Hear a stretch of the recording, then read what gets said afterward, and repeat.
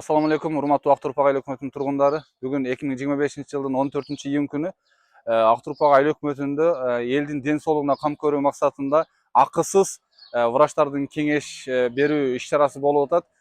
Жалпы Ош шаарынан тажрыйбалуу 15 врач келип, элди кабыл алуу учуру бүгүн саат кечке чейин бул иш-чара саат кечки 7-ге чейин уланат. Андыктан кечке чейин келип, бул иш-чарага өзүңүз келип катышып калыңыздар. Ден соолугуңуздарга кайдыгер карабаңыздар. Бул дүйнөдө билесиздер, өмүр кымбат. Өмүрдүн ичинде Кудай берген ден соолук кымбат баарынан дагы. Ошон үчүн ден соолугуңуздарга кайдыгер карабай, тажрыйбалуу врачтардан өзүңүз кеңеш алып кетиңиздер. Учурдан пайдаланып, ушул иш-чарага жакындан жардам көргөзгөн Ақтұрпақ айыл өкмөтүнө жана Үмүт Чырак кайрымдуулук фондуна, Ақтұрпақ айылдык кеңештин депутаттарына жана Бердикулдамлага ыраазычылык билдирет элек. Жана ошондой эле ушул иш-чаранын уюштуруучусу Демилгеси Каламов Элбек Икрамжановичке дагы ыраазычылык билдирет элек. Саламатсыздарбы? Мен бул жерде биринчиден ушул уюштуруучу тобуга, мына кайрылуу досум аябай ыраазычылык билдирип кетейин. Биринчиден Алла разы болсун. Анан бул жерде чынын айтканда мына иш-чараны баштадык. Колдон келишинче элге түшүндүрүү иштерин алып барып атабыз. Бул жакта ар кандай вопростор болуп атат, максимально колдон келишинче элге туура маалымат үчүн медицина тараптан бергенге аракет кылып атабыз.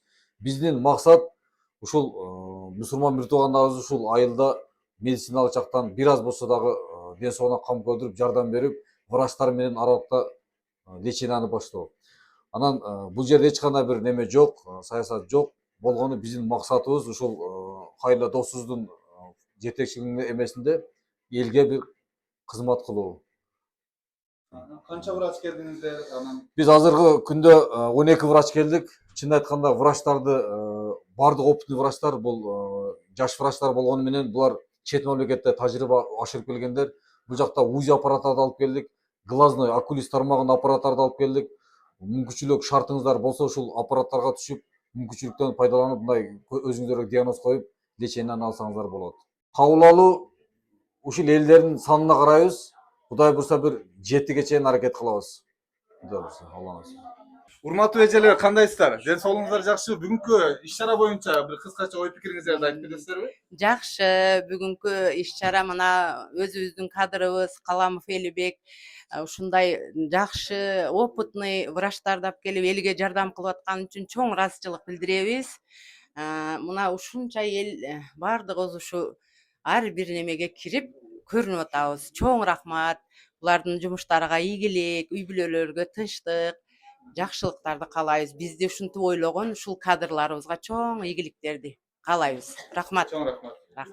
Мына кымбаттуу тургундарыбыз, мына өзүбүздүн кадр Элбек, өзүбүздүн окуучубуз, эл үчүн мына кызмат кылып, билим алып, эл үчүн канчалаган жардамдарды кылып, мына врачтарды алып келип, мына өзүм деле айтсам, мен 2 айдан бери мына путумду көтөрө албай, баса албай калдым да.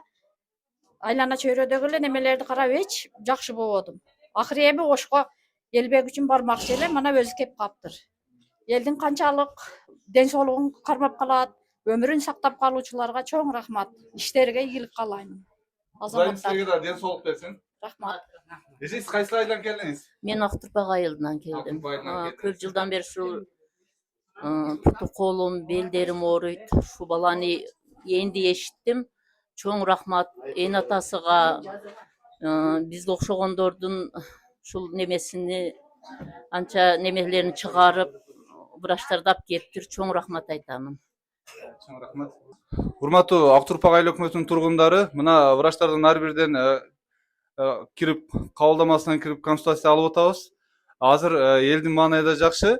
Кабыл алуу кечке чейин болот экен, саат 7-де бүтөт экен. Ага чейин жетишип калыңыздар келип. Assalamu alaikum, көрөрмандар. Иштер Кудайым буйрса жакшы кетип атат. Больнойлор, хасталык больнойлорду көрүп атабыз, пациенттерди. Колдон келгенче текшерүү өткөрүп атабыз. Тилекке каршы полный оборудование жок болгон үчүн толук текшерүү өткөнгө мүмкүнчүлүк болбой атат. Если кимгедир толук текшерүү керек болуп калса, өзүбүздүн визиткалар берип, сунуштарды айтып атабыз, каяка барыш керек, кимге кайрылыш керек. Но азыркы күнгө чейин ушул убактына чейин көрүнгөн немеге карата айтсак, Кудайым буйрса көп кыжалат боло турган же переживать эте турган оорулар көрө элекпиз. В принципе бүт баары жеңил эле болуп атат. Кудайым буюрса дарылар менен эле лечение кылып өткөрүшсө боло турган. Если вдруг хирургический тарабынан жардам бере турган моменттер болуп же ошо хирургия кыла турган жерлер чыкса, ал демек уже өзүбүзгө клиникабызга центрге таклиф этип чакырып атабыз. Келгиле жакшы жактан жардам беребиз деп. Өзгөчө дагы баалары өзгөчө кылып берилет. Бияктан биз директорубуз менен сунушташып, маслихатлашып келгенбиз бияка. Поэтому если бияктан кимдир бизден көрүнүп туруп бара турган болсо, то күтүп тосуп алабыз и жардамды толук өткөрүп берүүгө мүмкүнчүлүгүбүз иншалла буюрса бар. Ошол себептен азыр бизге организация кылып бергендер, буларга организаторлорго өтө терең ыраазычылыгыбызды билдиребиз, потому что көңүл буруп, көңүлүбүздү алып, постоянно келип, кандай эмне деп сурап берип турушуп атат. Больной хасталар да өзү да өтө иштешке да ыңгайлык өтө жакшы болуп атат, потому что ызычуу болбой атат, очередь менен таза неме кылып киришип атат, комфортно, баары жакшы. Сонун буюрса колдон келгенче текшерүү өткөрүшкө аракет кылабыз. Бүгүн кечке бияктабыз. Буюрса кийинчалык дагы если мүмкүнчүлүк болсо келишке дагы балким аракет кылып, кайрылып неме кылабыз. Связьда болобуз да, байланышта болобуз. Акам менен Кудайым буюрса неме кылабыз. Ассаламу алейкум. Эже кандайсыз? Жакшымысыз? Жакшы, рахмат. Кайсыл жерден келдиңиз? Бүргөндүн өзүнөн эле келдим. Кандай? Бул биздин бүргөндүнүн ооруканасында Оштон врачтар келиптир. Анан неме элди бир бекер карап жардам берип коеюк деп. Ошого келдим. Азыр мына энди окулистте турам. Нервпатологке кирип чыктым. Жакшына врач кыз экен. Көрүп койду, дары жазып берди, кеңештерин айтты. Ошко барсаңыз өзүм дарылайм деди. Ошол рахмат врачтарга. Ошол рахмат айтам, ыраазычылык Азыр билдирем. окулист экенсиз, Ооба, Кезеңиз канча? Канчанчы кезектесиз азыр? 32. 32десиз. Сиз канчанчы кезекте экенсиз? Мен 36 деди. 36. Азыр канчанчы кирип кетти? 21. Кудайым ден соолугун берсин, жакшы болуп кетиңиздер. Рахмат. Саламатсызбы? Урматтуу доктор айым, биздин мына эң жаман оору бул кайдыгерлик жана жалкоолук деген бир оору бар да. Биз ушул кайдыгерликтин аркасынан ушул ден соолугубузга дагы кайдыгер карайбыз да бүгүнкү күндө. Ушул бүгүнкү иш чара жөнүндө кыскача бир ой пикир айтып, анан ушул эме жөнүндө ой пикириңизди айтып кетсеңиз. Саламатсыңарбы? Биз азыр Ош шаарынан келдик, клиникадан. Мен врач-эндокринологмун. Азыр мана келгениңизде биз 2 саат болгон болсо, 2 сааттын ичинде биз азыр бир 15 жак больнойду көрдүк. Бирок мен азыр көргөн эмелеримден өтө бийик сахар менен келишти больнойлор бар.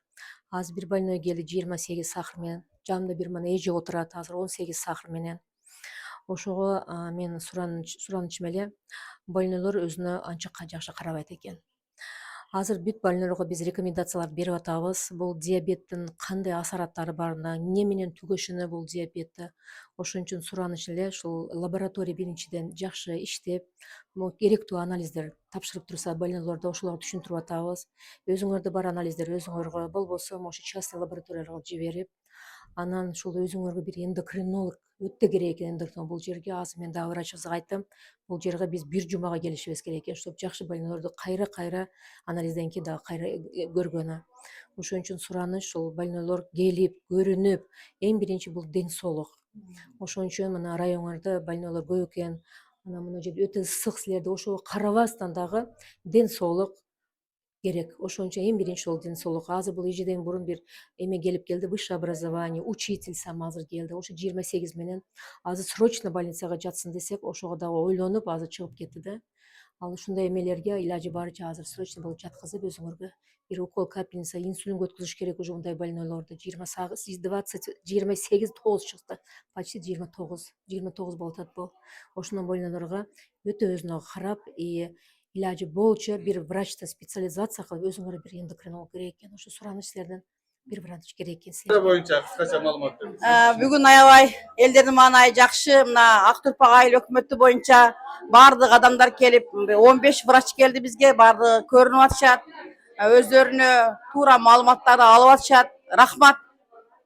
Assalomu alaykum hurmatli ушул жердин тургундары. Biz азыр Ак Турпак айыл өкмөтүнө келдик. Иш чара менен биз негизги иш чаранын максаты ушул жердеги баардык тургундарды ден соолугуна бир сыйра бир карап, жардам катары акысыз көрүү үчүн өзүбүз мындай кандай десек, өзүбүз бир немени көтөрүп келдик ушул жерге. Кудай кааласа, мына азыр биздин дарыгерлер 10 чактык дарыгерге келдик, 10 чактык специалист деп коебуз аны. Ondan aşağı spesialistler geldik de. Oşo spesialistler hazır körünü başlaştı. 2 saat olup kaldı. Hazır bizde 300'e jakın ucu baynölerde körüp bütüştü. 200-300 diyor tat hazır kımalda. Biz yani saat 5-6'ga çayın dağı priyomunu kılavuz Kuda kalasa. Endi kemçilikler bolsa dağı onu körüyoruz Kuda kalasa. Саламатсыздарбы? Менин аты жөнүм Мырзалиева Самара Аликовна. Мен невропатолог дарыгери болуп 20 жылдан бери эмгектенип келем. Биз бул Кадамжай районуна Ош шаарынын Авангард аттуу медициналык борборунун атынан келип, ушул Кадамжай районунун элин мондай бекер дарылоо, бекер кызмат көргөзүү катарында атайын командировкага келдик. Бир күндүк командировкага. Азыр эртең менен бери 9:30 приемду баштадык. Нерв оорулары аябай көп экен. Азыр 21-чи бейтапты кабыл алып атам. Көбүнчө эле ушул ысыкка байланыштуу же погодаданбы же эмнеден же туура эмес тамактанганданбы ошол баш оору менен кайрылгандар өтө көп келди. Көбүнчө ошол давление, баш оору и анан уйкусуздук и ички эменин ички дүйнөнүн жабыркашы, мындайча айтканда тревожное расстройство, беспокойство деп коет бизде. Маанайдын түшүшү, депрессия ошо менен көбүнчө кайрылды азыр ушул 21 пациенттин арасында. Өзүңүздөрдү караңыздар, ден соолукту караш керек. Мындай скрытый оорулар көп табылды азырчы. Аларга бүт баарына мындай рекомендация бердик. Кайсы жерден кандай обследованиялардан өтүш керек. Рахмат. Бүгүн мана биз Оштан 13-15 врач келдик. Мен невропатологмун. Азыр бемар бетаптар келип атат. Биз көпүнчө в основном тут хронический каселдер келип атат. То есть кичине бир чукуроq обследование кылып коюш үчүн. Азыр мана бир канча саат 12-де чейин 15 пациент көрдүк. 15 пациентларда лечение жазып, керектелерин обследование чукуроq обследование кыласыңар деп бир рекомендация берип, эмне кылып атабыз. Бияқта биздин максат эми келиш берде бир бемарларды бир кандайдыр бир өз tomonidan bir mehnatimizden bir yordam berip bularga kandaydir buyerda spesialistlar yo'q spesialistlarga ham bir pomosh qilib ko'rsatayin deb keldik. Asl niyatimiz shunaqa edi. Xudo xohlasa qo'ldan kelgancha yordam berib elga yana bir kelishlar keyinchalik niyatlarimiz bor, shuni qarab. Ошо негизги ошо 15 адамдын ичинен көбүнчө кандай көйгөй менен кайрылышты? Ko'proq bu yerda последний bel put og'risi meni. Bel put og'risi meni. Ko'pincha gryajasi bor da, mo'ynida gryajasi bor, tam shayniy отделlarda, поясничный отделlarda. Ko'p lechение olgan. Просто bu yerda jicha biz lechение olib chiqqandan keyin reabilitatsiya, uyda qanday yurish kerak, shularda bir yo'l solib qo'ysak, ato biznikilar lechение olib chiqqandan keyin qara 2-3 oydan keyin qayra o'rib qolyapmiz deyishadi. Prinsipi правильный lechение olishgan. Просто uyga chiqqandan keyin mana упражнение qilasiz, mana dorini vaqt-vaqt ichib turasiz deb упражнение o'rgatib qilib qo'yapmiz, yo'l solib. Gerklarda bir obsedani qilib qo'yiladi deb qilyapmiz. Atak hozir yana ko'ramiz, после обед qancha betap ko'ramiz. Чоң рахмат, ыраазычылык билдиребиз. Саламатсыздарбы, урматтуу эл журт, урматтуу кыргызстандыктар. Мен Гаипов Айбек Кубанычбекович, невропатолог, ангионевролог, дарыгер болом. Бүгүнкү күндө тагдыр насип кылып Кадамжай районуна келдик. Бейтаптарды көрүү максатында.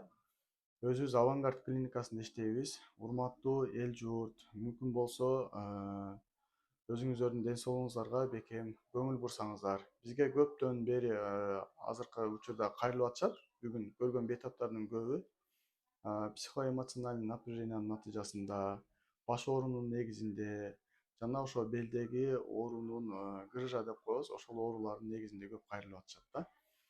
Мүмкүн болсо ошол эмоционалдык белгилерден, учурлардан абайласак жакшы болот. Ошондо көбүрөөк биз оорубайбыз. Бизге уюштуруп берген ушул туугандарга, эл журттун спонсорлорго чоң өзүбүздүн ыраазычылыгыбызды билдиребиз. Оорубаңыздар.